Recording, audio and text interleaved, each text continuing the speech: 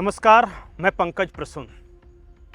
क्या झारखंड के मुख्यमंत्री हेमंत सोरेन किसी न किसी तरह से अलकायदा से जुड़े हुए हैं? क्या झारखंड के सीएम हाउस के तार अलकायदा इन इंडियन सबकंटिनेंट से जुड़े हुए हैं? ये सवाल इसलिए उठ खड़े हो रहे हैं क्योंकि झारखंड में अलकायदा का जो सबसे बड़ा आतंकी नेटवर्क का पर्दाफाश हुआ है वो कहीं ना कहीं रांची के सीएम हाउस से जुड़ता दिख रहा है। कैसे, वो मैं आपको बताऊंगा, एक एक करके बताऊंगा। बिना तथ्य बिना सबूत के मैं कुछ नहीं कहूंगा। लेकिन उससे पहले आप ये जान लीजिए कि जो अलकायदा का आतंकी पकड़ा गया इश्तियाक मोहम्मद, वो कौन था। इश्तियाक मोहम्मद रांची के सबसे बड़े अस्पतालों में से एक मेडिका में रेडियोलॉजिस्ट का काम करता था और 3 सालों तक ये परमानेंट नौकरी पर भी वहां रहा। उसके बाद इसने हजारीबाग में भी अपना काम शुरू किया और रांची के मेडिका अस्पताल और हजारीबाग दोनों का काम करता रहा। बहुत सारे मरीज इनको जानते होंगे जो झारखंड और रांची के रहने वाले हैं। लेकिन इश्तियाक मोहम्मद की पहचान सिर्फ इतनी नहीं है। इश्तियाक मोहम्मद इस देश में अलकायदा का सबसे बड़ा मास्टरमाइंड भी है। यह कोई छोटा मोटा आतंकी नहीं है जिसे दरकिनार कर लिया जाए। जो यूपीएसटीएफ हो या फिर एनआईए का या जो दूसरी एजेंसियां जो जांच कर रही है उनका कहना है कि इश्तियाक मोहम्मद मास्टरमाइंड है। उसने न सिर्फ ट्रेनिंग ली है बल्कि उसने भारत के राजस्थान, उत्तर प्रदेश सहित कई राज्यों में अलकायदा का नेटवर्क खड़ा किया है। इश्तियाक मोहम्मद का रांची के जोड़ा तालाब के पास एक फ्लैट भी है जहां वो अपने परिवार के साथ रहता था। अब बोलिएगा कि अलकायदा का आतंकी तो पकड़ा गया। हजारीबाग में पहले भी इस तरह के आतंकी पकड़े जा चुके हैं। लोहरदगा हो, जमशेदपुर हो, धनबाद हो, झारखंड के अलग अलग जिलों से अलग अलग आतंकी संगठनों के सक्रिय सदस्य पकड़े जा चुके हैं। लेकिन इश्तियाक मोहम्मद खास क्यों है और आपने नाम कैसे ले लिया मुख्यमंत्री हेमंत सोरेन का कि कहीं ना कहीं तार जुड़े हुए हैं? अब आते हैं कहानी के दूसरे हिस्से पर। 3 नाम याद रखिएगा: अफसर अली, तलहा खान और बबलू खान। ये 3 नाम याद रखेंगे तो कहानी समझने में आसानी होगी।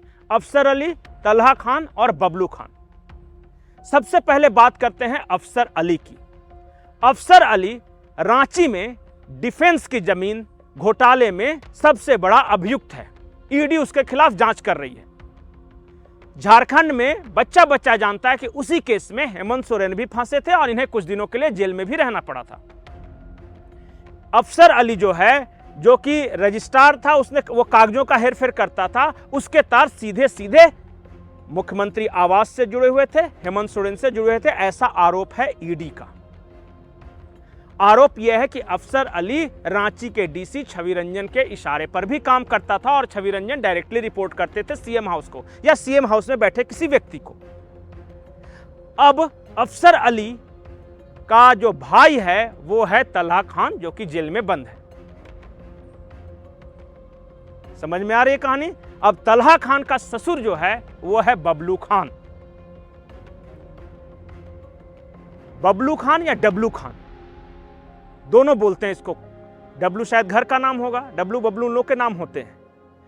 अब आते हैं कहानी के मुख्य विषय पर। ये जो डब्लू खान है, जो कि अफसर अली के भाई तलहा खान का ससुर है, ये सीधे सीधे इश्तियाक अहमद, जो कि अलकायदा का आतंकी ही नहीं बल्कि मास्टरमाइंड था, उसके साथ जुड़ा हुआ है।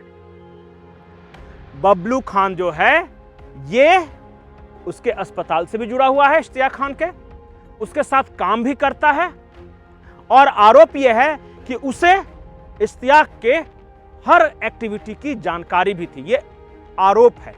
मैं इसलिए बोल रहा हूं क्योंकि डब्लू खान या बबलू खान जो भी हो, इसे ईडी ने समन भेजा है और इश्तियाक मामले में पूछताछ के लिए समन भेजा है।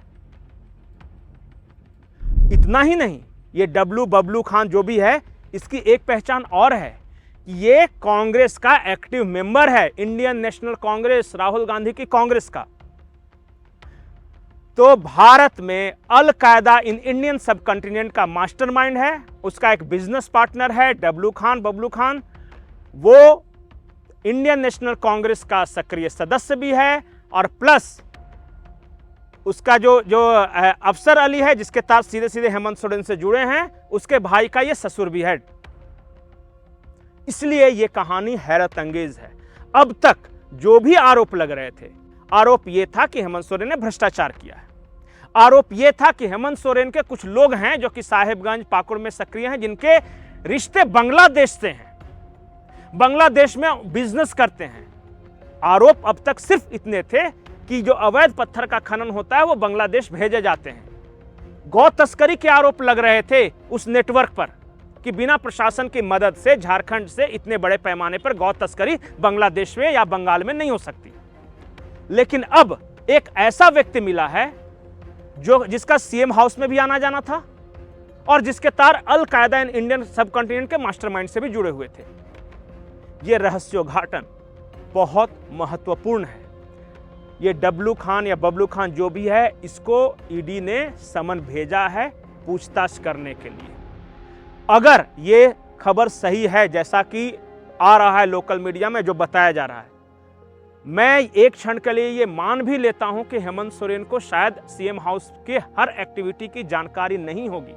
इसके बावजूद अगर अल कायदा जैसे खतरनाक संगठन से जुड़े हुए कुछ लोग सीएम हाउस में उनका आना जाना है, भले ही धंधे के लिए, पैसे के लिए, तो ये पहला मामला है देश का जब किसी आतंकी संगठन का सक्रिय सदस्य किसी राज्य के मुख्यमंत्री आवास तक जा पहुंचा है।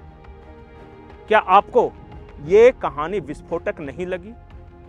क्या ये जानकारी सनसनीखेज नहीं लगी? आप बताइए, आप क्या समझते हैं?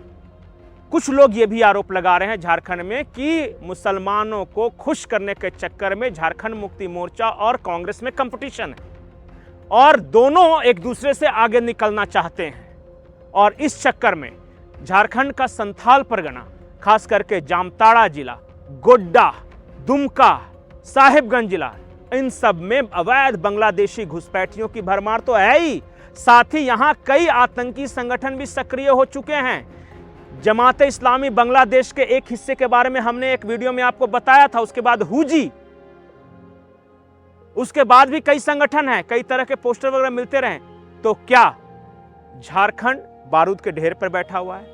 क्या मुसलमानों को खुश करने के चक्कर में सरकारें इस हद तक आगे बढ़ सकती हैं कि वो आतंकी संगठनों से जुड़े लोगों को भी प्रश्रय दे सके? सवाल कई हैं, जवाब आपको देना है। कमेंट सेक्शन में आप बताएं कि आपको ये वीडियो कैसा लगा और इस पूरी खबर पर आपकी क्या राय है। नमस्कार।